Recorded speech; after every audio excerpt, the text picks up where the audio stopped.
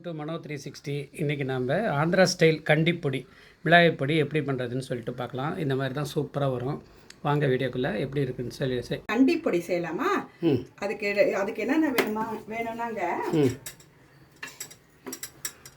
அரை கப்பு பருப்பு, இது 1/3 கடலைப்பருப்பு, பைத்தம்பருப்பு 1/4 கப்பு, ஒரு 12லேருந்து 13 காஞ்ச மிளகாய் வச்சுருக்கேன், 1 ஸ்பூன் சீரகம்.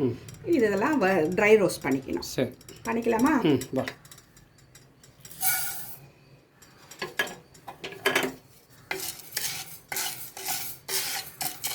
பருப்பாங்க நல்லா இந்த மாதிரி இதுவாக வறுத்துக்கணும். கொஞ்சம் சவர மாதிரி கொஞ்சம் சவந்து வரணும். நல்லா ட்ரை ரோஸ்ட்டு இதுலேயே பண்ணிக்கணும். அப்படியே பொறுமையாக ஃப்ளேம் வந்து கம்மியாக வச்சு பண்ணணும். லோ ஃப்ளேம்லேயே பண்ணுங்க, அப்போ ரொம்ப நல்லாயிருக்கும் டேஸ்ட்டு. இது சாதத்துக்கும் போட்டுக்கலாம், இட்லி, தோசை, உப்புமா எல்லாத்துக்கும் தொட்டுக்கலாம். 1/3 கடலைப்பருப்பு போட்டு இதே மாதிரி வறுத்துக்கோங்க. பருப்பும் இது மாதிரி நல்லா வறுத்து வச்சுக்கலாங்க. வறுத்து எடுத்துக்கலாம். அடுத்து 1/4 கப்பு பைத்தம்பருப்பு, அது 1/4 பைத்தம்பருப்பு, 1/4 இந்த பைத்தம்பருப்பு போட்டுக்கலாம். அதுவும் ட்ரை ரோஸ்ட் பண்ணிக்கலாம். பருப்பு வந்து 1/2 கப்பு, 1/2 கப்பு.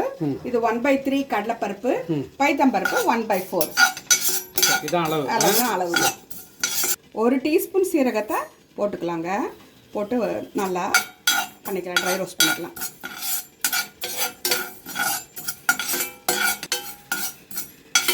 அதோட இதையும் அதில் எடுத்து போட்டுக்கலாங்க.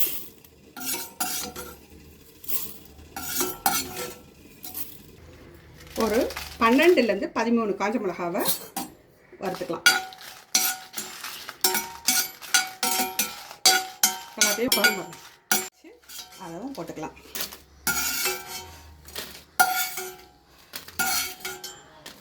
ஆற வச்சு இப்போ எல்லாத்தையும் ஒன்றா போட்டு பெருங்காயத்தூளும் உப்பும் போட்டு அரைச்சிக்க வேண்டியது தான். பெருங்காயத்தூளும் நல்லா பெருங்காயத்தூள் போட்டுக்கோங்க. கல் உப்பு 1 ஸ்பூன் போட்டுக்கலாம். 1 ஸ்பூன் போட்டுக்கலாம். இது அப்படியே அரைச்சிட்டு வந்தாச்சு. நல்லா பாருங்கள், எப்படி நல்லாயிருக்கும், சூப்பராக இருக்கும். நீங்கள் சாதத்துக்கும் நல்லா போட்டு பசங்க சாப்பிட்டுக்கலாம். நம்ம எல்லாமே சாப்பிட்டு இட்லி, தோசை எல்லாத்துக்கும் சாப்பிட்லாம்ல. எல்லாத்துக்கும் போட்டுக்க சாப்பிட்டுக்கலாம். அரைச்சி பாருங்கள், சூப்பராக எடுத்துகிட்டு வந்தாச்சு. ஆந்திரா ஸ்டைல் கண்டிப்பொடி அரைச்சி எடுத்துகிட்டு வந்தாச்சு. இது பாருங்கள், இட்லி பக்கத்துலேயே தோசை, இது மேலே அப்படியே நல்லா தூவிக்கிட்டு மேலே அப்படியே எண்ணெயை விட்டு அப்படியே சாப்பிட்லாம். செம்மையாக இருக்கும் பார்க்குறதுக்கு. ஃப்ரெண்ட்ஸ் பார்த்திங்கன்னா செம்மையாக இருக்குது ஆந்திரா ஸ்டைல் கண்டிப்பொடி. இந்த மாதிரி வந்து இட்லிலையும் தோசையிலையும் மேலே இந்த மாதிரி போட்டு எண்ணெய் போட்டு சாப்பிட்டு பாருங்கள். வேறு லெவலில் இருக்கும். டேஸ்ட் ரொம்ப அருமையாக இருக்கும். நீங்கள் எப்படி சாப்பிடுவீங்கன்னு சொல்லிட்டு கமெண்ட் பண்ணுங்கள். சாதத்துலேயும் இது போட்டு பசஞ்சு சாப்பிட்லாம்.